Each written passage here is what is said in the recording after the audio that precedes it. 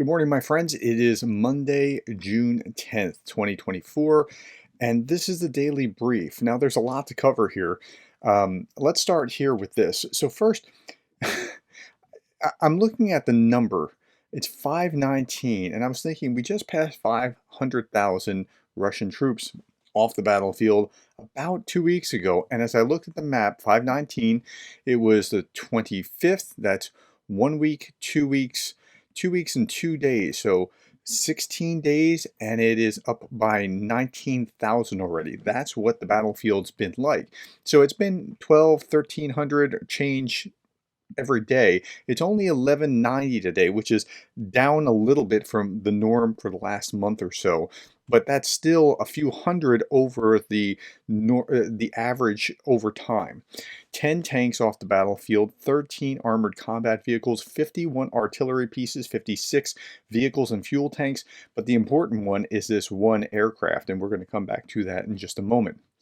Okay, if we look at Andrew Perpetua's map, index or chart or whatever you want, a spreadsheet, the losses are a little less than 2-1 for Russian to Ukrainian. Let's get into the first bit of information about what's going on the battlefield. The U.S. says Russia offensive against Kharkiv has stalled.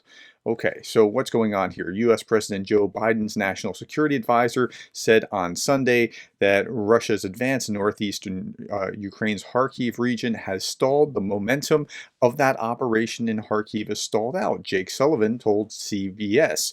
Kharkiv is still under threat, but Russians have not been able to make material progress on the ground in recent days in that area. And I think that's somewhat fair. It's not barbarians at the gates like it was just a few weeks ago, but it's still going on. It's not like it's over, or it's not a hot war still or whatever.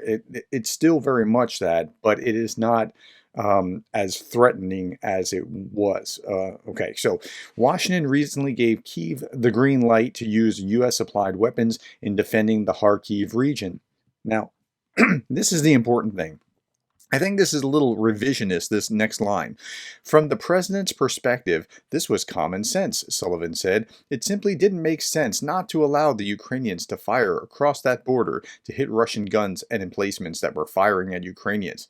No, that's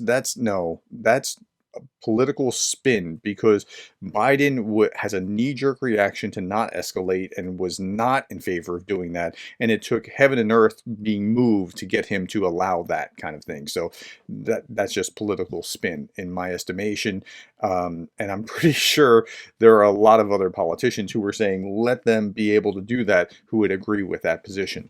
Okay. In other news, Ukraine refused Kadyrov's claims about captured Sumy Oblast border village. So up in Sumy, that's in the north, the Kadyrov has claimed that his troops have taken something there. Russia attempted to carry out a propaganda operation in Ryksyva, but Ukrainian forces fully controlled the situation, according to Zelensky. His statement came after Chechen dictator Ramzan Kadyrov claimed on June 9th that soldiers of the Akhmat Chechnya regiment captured the Ukrainian village.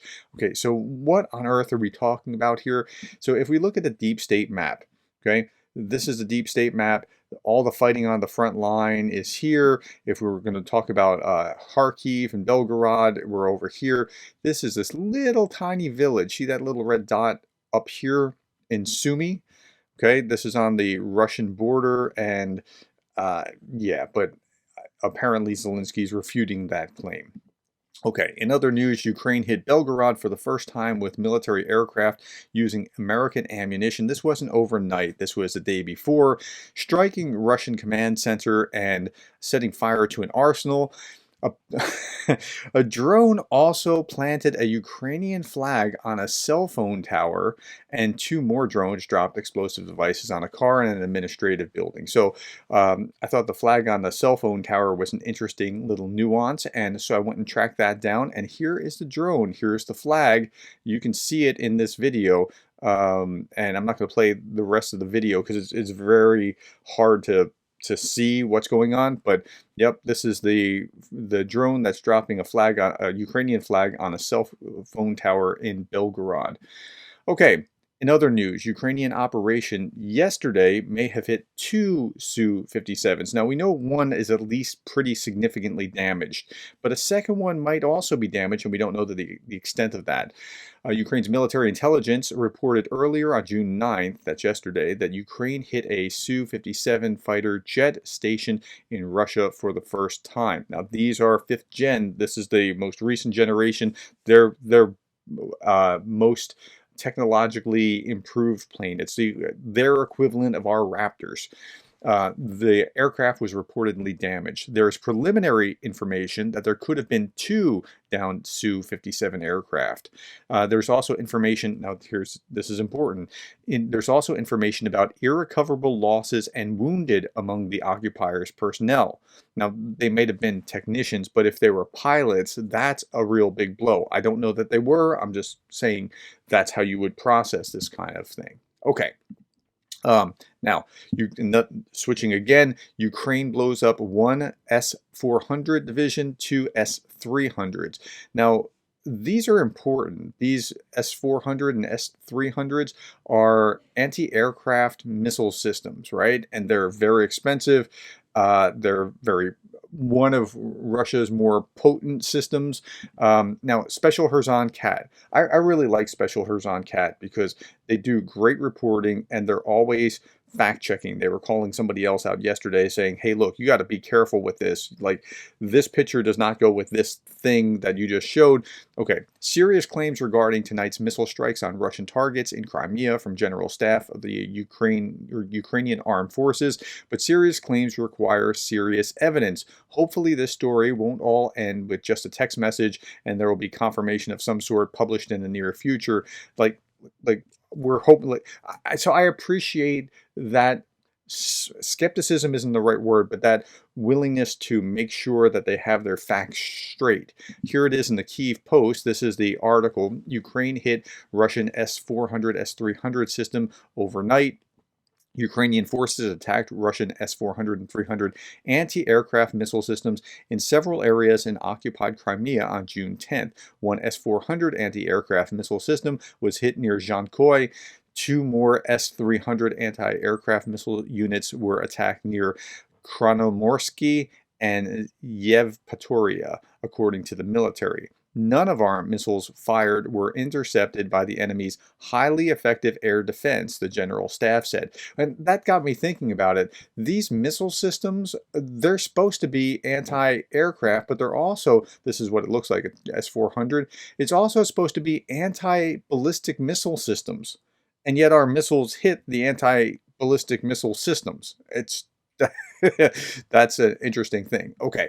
And where did it hit? Again, here's the S-400 and here's the S-300s being hit. And that's really taking the Russians' air defense down quite a significant notch. Okay. Jake Burrow posted this. I have no idea why this is not getting mainstream media coverage, but the Russians on Kremlin state TV yesterday declared that Mexico was their military ally and they're wanting to place their missiles on Mexican territory so Mexico can attack the United States. That's La La Land. I don't even understand why they would do that.